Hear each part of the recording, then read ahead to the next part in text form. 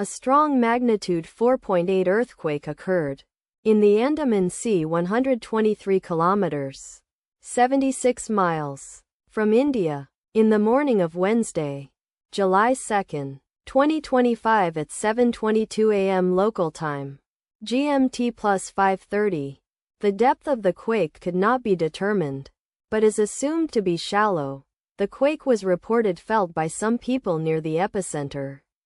First to report, Raspberry shake after 22 minutes.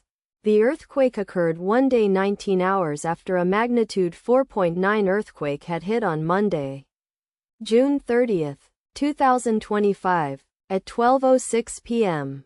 GMT plus 5:30 local time, in 49 kilometers, 30 miles, distance to the west. Data source from Volcano Discovery. Did you feel it? Let us pray. May the earthquake that occurred not affect our brothers and sisters there.